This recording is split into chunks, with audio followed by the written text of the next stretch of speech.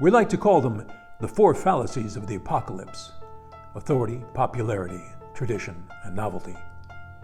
Are they inherently evil, or is it you?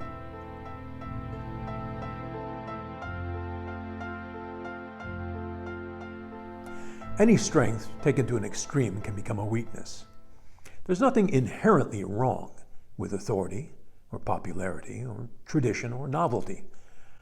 The problem comes up when we should be critically evaluating a thing on its own merits, but we fall into the trap of embracing or rejecting the thing for some reason having not a damn thing to do with its merits.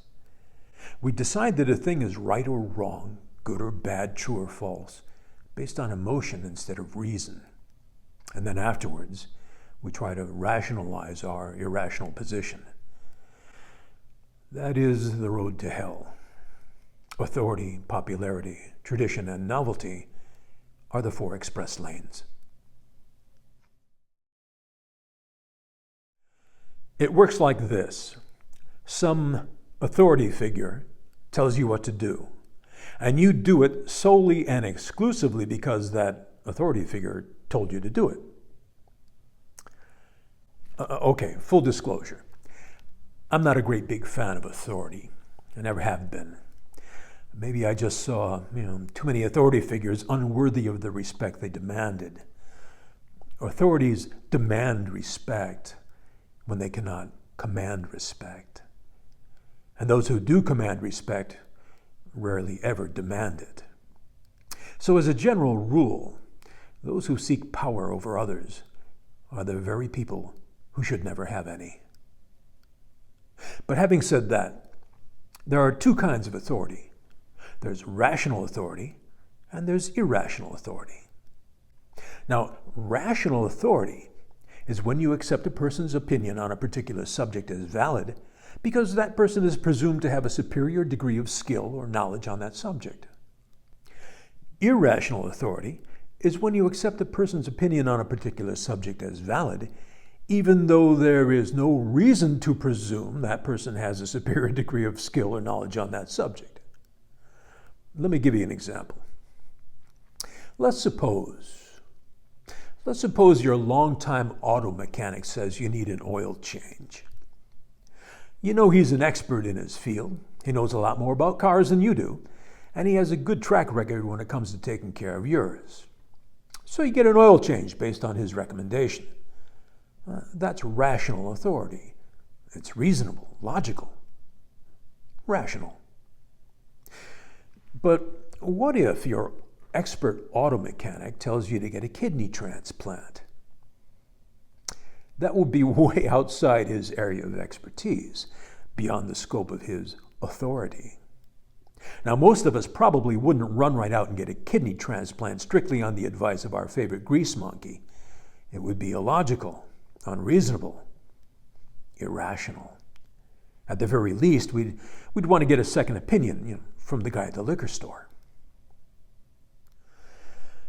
It's bad enough to do what an authority tells you to do if you believe it's right. But what's worse is when you do what an authority tells you to do even though you know it's wrong. If you don't know the name Stanley Milgram, you should. His research on obedience to authority is, well, terrifying. We put a link in the description.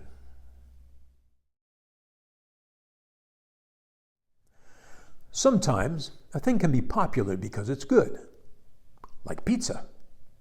But it's not good because it's popular. It's good because, well, it's pizza. Popularity is kind of the flip side of authority, sometimes called the bandwagon fallacy.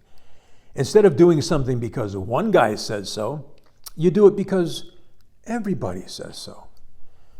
Partly, popularity is the devil's arithmetic that says 100 incompetent people equals one competent person. Yeah, 100 people who don't know what they're talking about somehow have the same knowledge and insight as one person who actually does. Good luck with that one. The thing of it is, a mistake is still a mistake, no matter how many people make it. A lie is still a lie, no matter how many people tell it. But there's more to the popularity fallacy than that. See, people like what people like. They want to belong. They want to be part of the herd because we know there's safety in numbers. To be pushed to the edge of the herd means you're more vulnerable to predators. To be shunned or banished or canceled is a kind of living death. Sometimes we'll deny our own eyes and ears and minds just to be part of the herd. And sometimes we don't even know we're doing it. If you want to hear a tale of woe that's like the emperor's new clothes writ large, be sure to check out the link about Solomon Asch and group conformity. Read up on Solomon Asch, and you'll understand why the so-called flick became a part of fencing.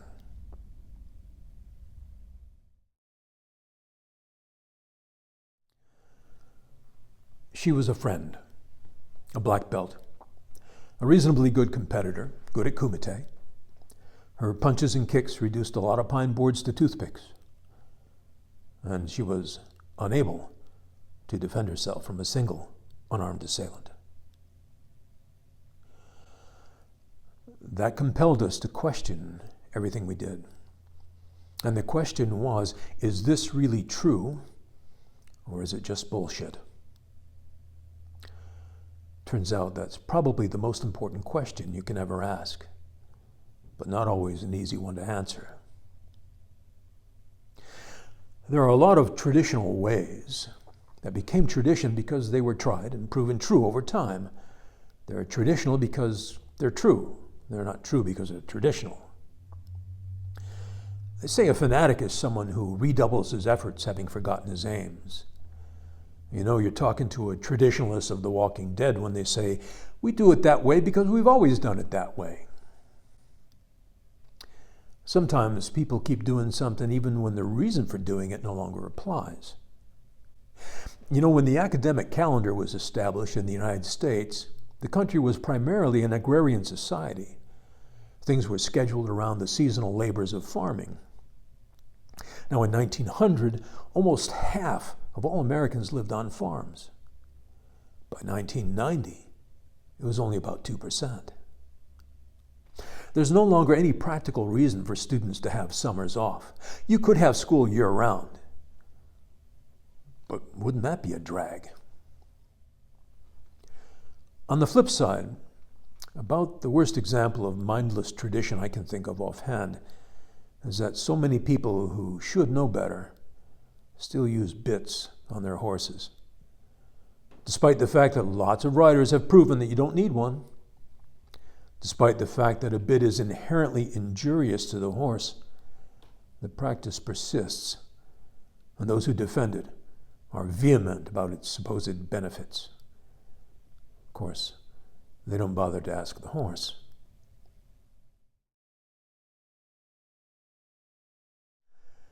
You live, you grow, you learn, you change, and that continues, womb to tomb, swoim to woim.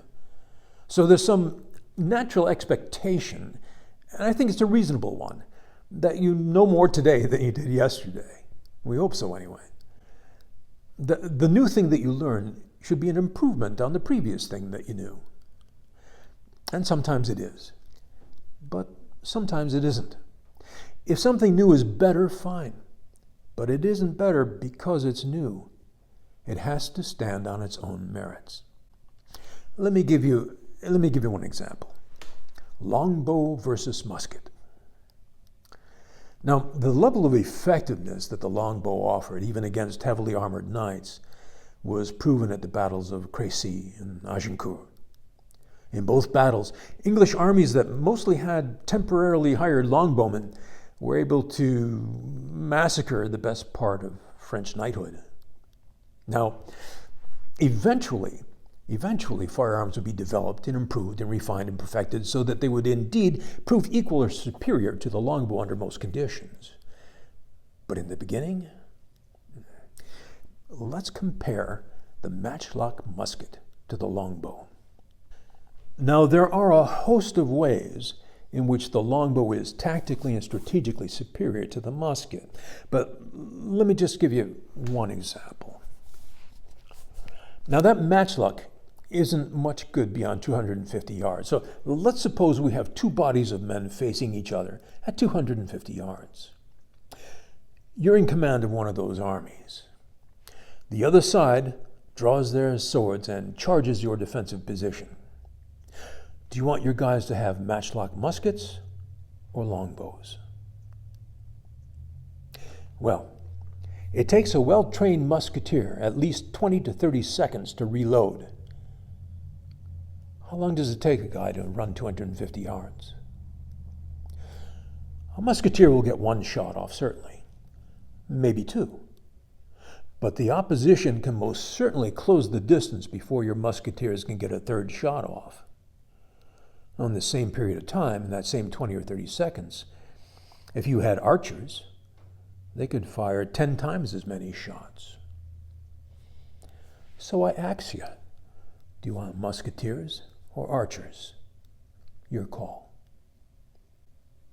I would argue that the early musket companies were more about political strategy than military strategy.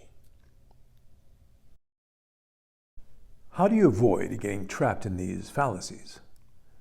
Just knowing about them isn't enough. It's so easy to see when other people make these mistakes, but it's not so easy to see it when we do it ourselves. You can take my word on that. The hell of it is, the smarter you are, the dumber you can be. If mental gymnastics were an Olympic sport, I think we might all get gold medals. Never underestimate the human capacity for self-delusion. So how do you keep yourself from embracing the fallacies that you like as facts? How do you keep yourself from dismissing facts you don't like as fallacies?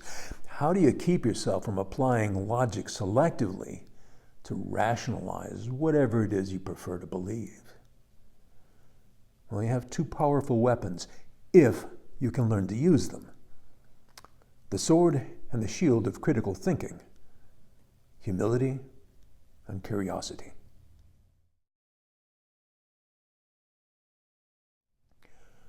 Look, nobody is always right about everything. A person can be right about everything else and still be wrong about this thing. A person can be wrong about everything else and still be right about this thing. But nobody is always right about everything. Nobody. So you can't base your self-worth on being right all the time, because you won't be. You have to be able to accept that there are limits to your knowledge, that all knowledge is tentative. You have to remain open to new evidence, to be able to recognize when you're wrong. You have to be able to admit that you're wrong, and you have to be able to change your mind when the evidence warrants it. Don't try to be infallible.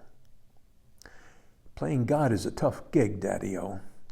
Even God isn't that good at it.